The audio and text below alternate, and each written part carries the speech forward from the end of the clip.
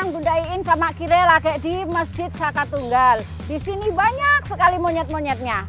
Uniknya, monyet-monyet di sini itu lain dengan monyet-monyet di tempat lain. Nah, yuk kita makan. Ayo. Ah, masa sih Bun? Sepertinya monyet-monyet ekor panjang di sini sama aja deh. Tuh, masih suka makan pisang sama ubi juga. Terus yang bikin beda apa dong? Walah dalah, ke masjid zaman sekarang kok bawa ban bekas ya? Ini mau sholat apa mau demo sih Paman?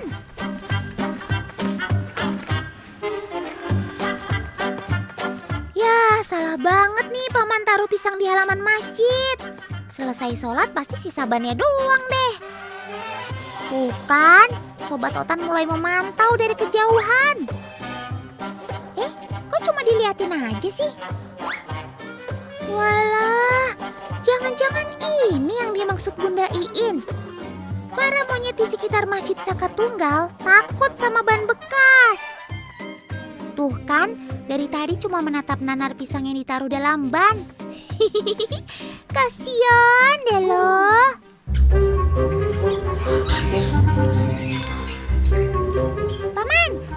Paman, bannya ketinggalan. Wah.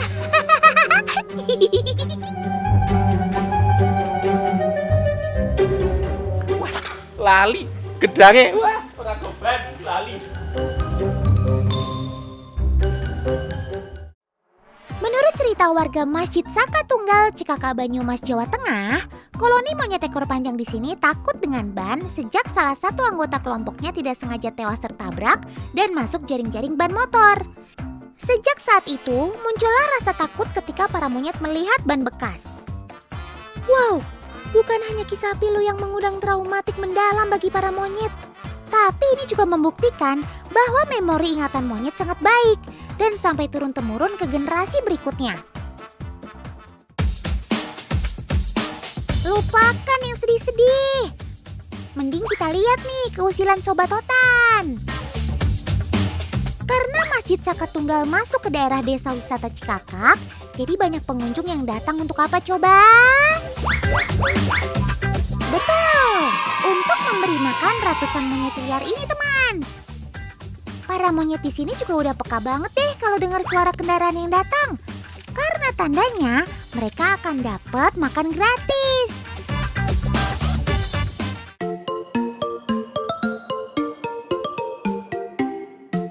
Nah, pengunjung baru nih Sob. Ayo kumpul. Makanan segera datang. Waduh, terpantau ricuh ya saudara-saudara. Sampai ada yang naik ke atas mobil. Abis wisatawan yang datang juga gak kalah usil sih. Tuh, PHP alias pemberi harapan palsu.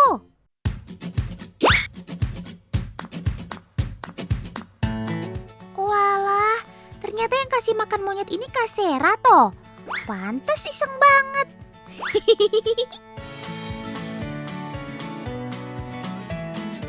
Teman, Kak Sera masih gak percaya nih kalau para monyet di sini takut sama ban. Kalau gitu buktiin sendiri deh Kak.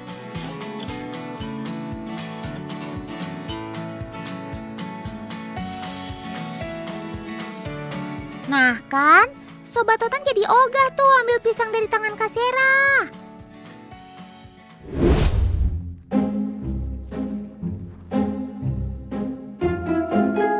Wow, ada harta karun. Bunda mau ngapain sih? Mau bikin kolak buat satu kampung ya? Gini loh Tan, kita lagi mindai makanan ke tengah. Kira-kira monyet itu bisa ngambil nggak ya? Nah, kalau bisa ngambil, gimana dia keluarnya? Monyet kan primata banyak akal. Pasti bisa Bun, Otan yakin.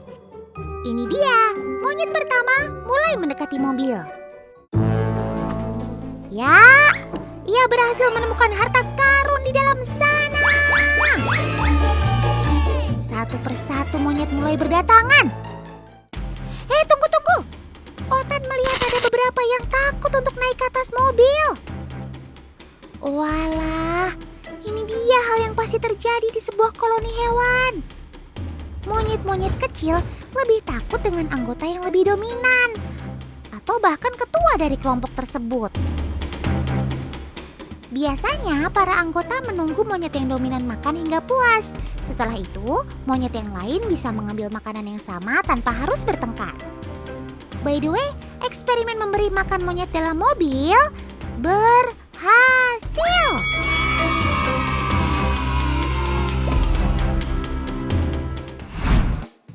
Oke, sekarang kita mau ngeprank si monyet ya. Kita udah siapin tempat makanan yang nanti bisa buat cermin si monyet sendiri. Kalau lihat bayangan sendiri mau bagaimana. Tuh monyetnya udah mulai datang. Sekarang kita taruh di sini. Coba reaksinya si monyet mau bagaimana. Oke, yuk.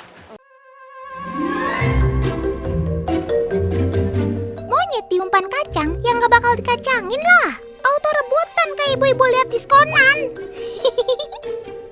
Sepertinya perkiraan Bunda Iin meleset deh. Monyet-monyet ini sukses memborong semua kacang hingga tidak bersisa.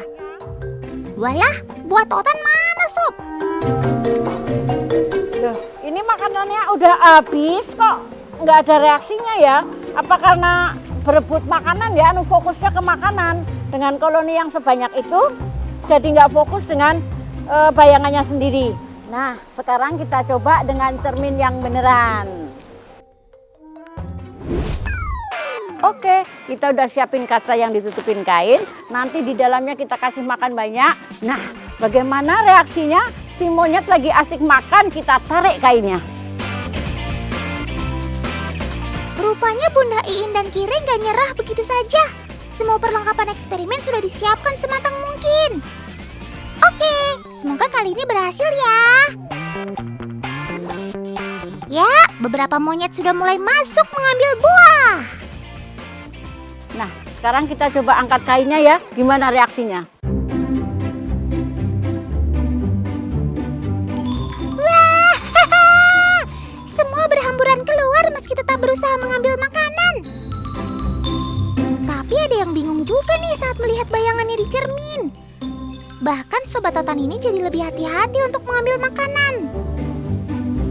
Ternyata monyet di sini tuh pinter-pinter ya. Jadi dia nggak mau menguasai makanan di dalam perangkap, langsung dibawa pergi. Dan pantulan dari bayangannya di cermin tidak membuat monyet marah karena menganggap bayangannya musuh. Justru monyet di sini sepertinya sudah mengenali bayangannya dengan baik.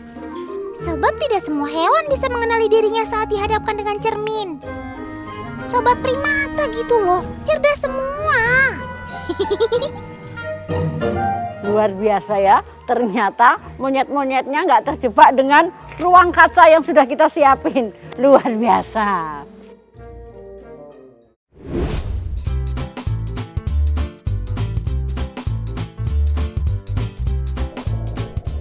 Teman di rumah pasti terpesona ya lihat kemampuan menyelam si monyet.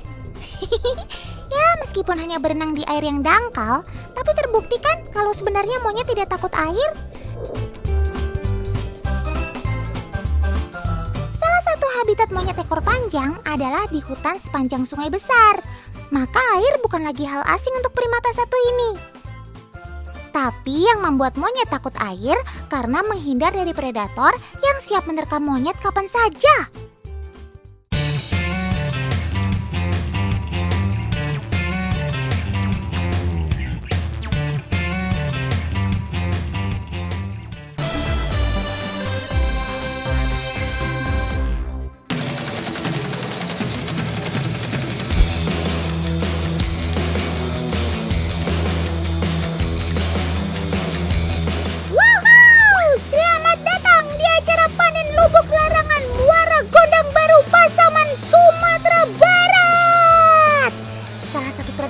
Sumatera, khususnya Minangkabau yang dihadiri lebih dari 1.000 peserta.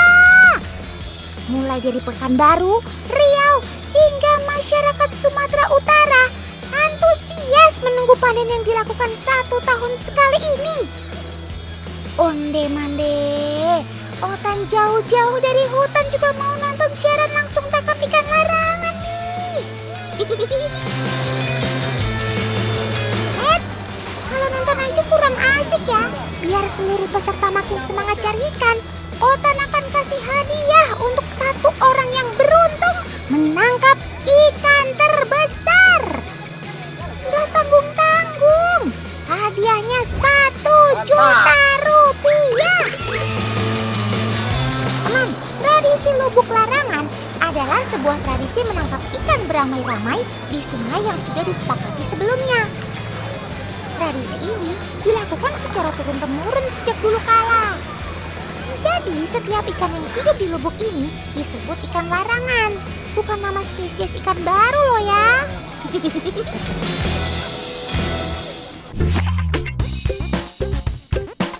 Kemeriahan panen ikan larangan bukan sekedar memelihara tradisi saja teman, tapi juga ada nilai sejarahnya.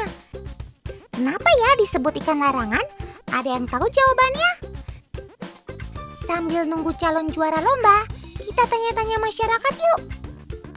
Biar ikannya terpelihara gitu. Ya, kalau bebas kan namanya nggak ikan larangan.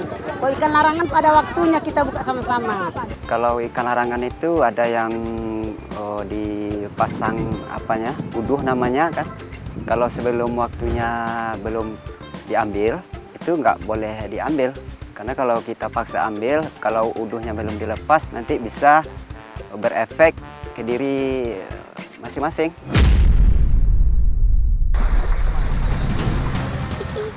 Ini dia teman, salah satu mitos ikan larangan. Sebagian daerah di Sumatera Barat masih percaya bahwa ikan larangan akan membawa nasib buruk untuk orang yang menangkap dan makan sebelum waktunya. Udah, Uni, masih percaya nggak sih sama mitos ikan larangan ini? Kalau di sini kami nggak ada kayak gitu. Enggak, kalau dari saya sendiri nggak percaya itu. Percaya, ya percaya. Karena sampai saat ini masih ada yang pakai uduh itu. Efeknya biasanya bikin kita itu seperti buncit perut. Atau kalau kita makan, ya bisa bersifat fatal lah. Fatal lah. Astagonago, apa yos parah itu? Wah, Otan jadi ingat salah satu lubuk di Pasaman di mana semua ikan larangan tidak diizinkan untuk diambil, apalagi dikonsumsi. Shh, ini dia teman, Lubuk Bunta, Kecamatan Bonjol, Sumatera Barat. Salah satu tempat ikan larangan yang tidak boleh dipancing sama sekali. Warga sekitar sini masih meyakini anggapan bahwa ikan larangan dapat membawa petaka untuk siapapun yang menangkapnya. Ya ada juga, udah dikasih dari orang tua dulu kan, legendanya ya jangan diambil ikan ini nanti berbahaya pada diri sendiri. Dan ada juga zaman sekolah dulu, tahun-tahun 82-an lah kan. Ada yang iseng-iseng, lempar atau apa, katanya nggak apa-apa gitu kan. Nyatanya sampai di rumah pusing,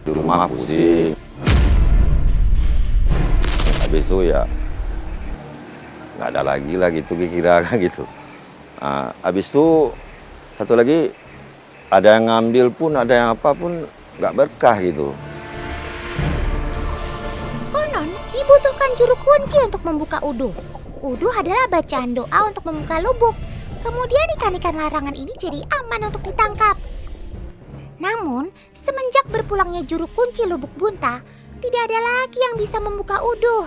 Dan kisah-kisah tadi tumbuh menjadi sebuah legenda.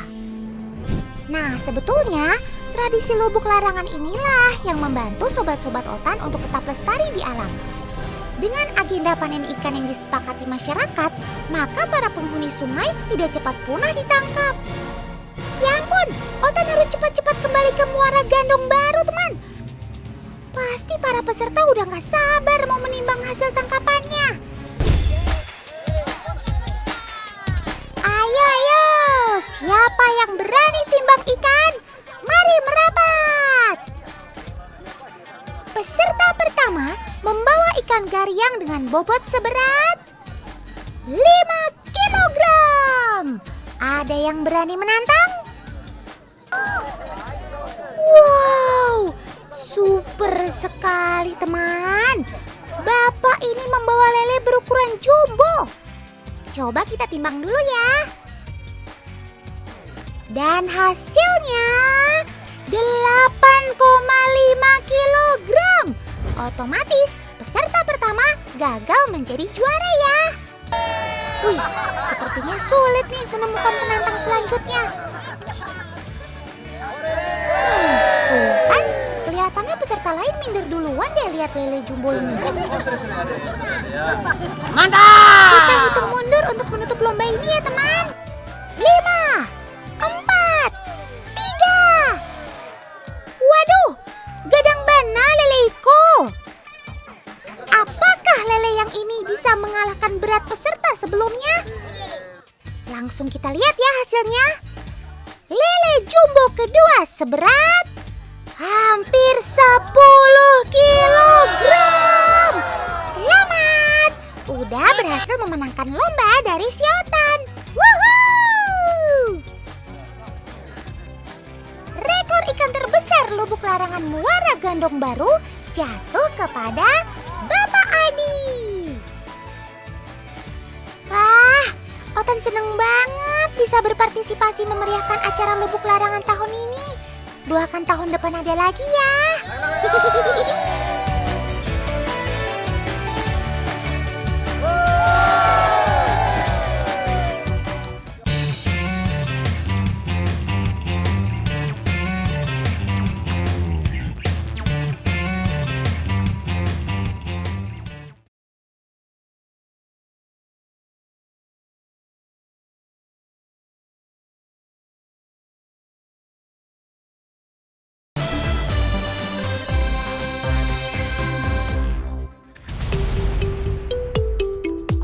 Otan punya pertanyaan nih. Menurut kalian, hewan apa yang punya gigitan paling kuat? Hayo tebak. Apa? Buaya? Harimau? Oke, tenang. Jawaban kalian bagus semua kok. Nah, pas banget. Kali ini, Otan akan bahas hewan-hewan yang punya gigitan yang kuat dan dahsyat. Siapa saja ya mereka?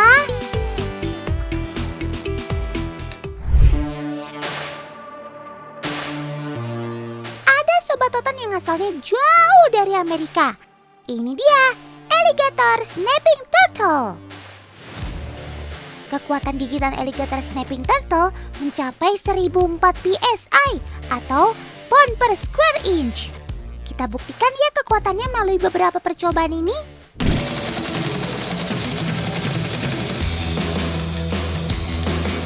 Wah, langsung hancur.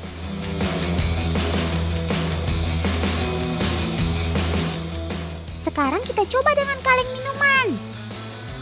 Ya, lagi-lagi semuanya dengan mudahnya patah dan hancur saat digigit si alligator ini. Kita coba dengan benda yang lebih keras lagi ya, yaitu dengan potongan kayu. Lagi-lagi, kayu yang keras sekalipun dengan mudahnya ia patahkan. Kamu ganas juga ya sob. Lalu ada si kucing besar harimau.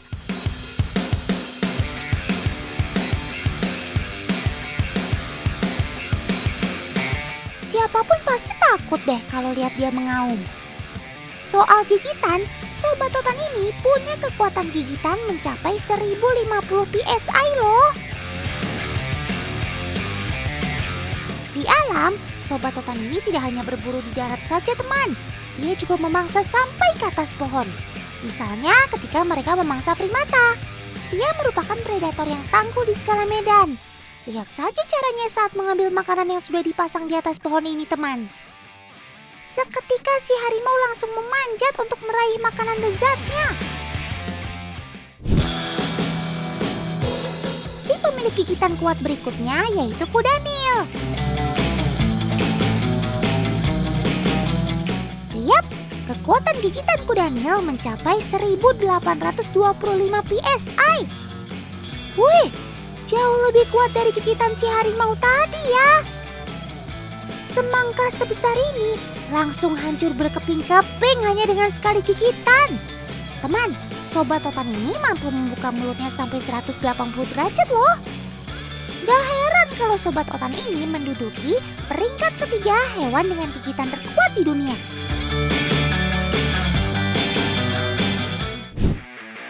Dan ini dia si pemilik gigi tajam yang bikin kita bergedek. Dia adalah buaya muara.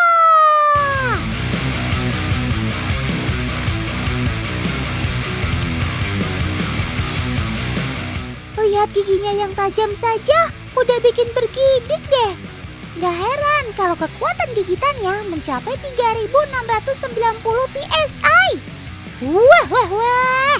Kekuatan gigitanmu hampir 3 kali lipat kekuatan gigitan harimau. Dijamin gak ada yang bisa lolos deh kalau sudah masuk mulutnya. Seru.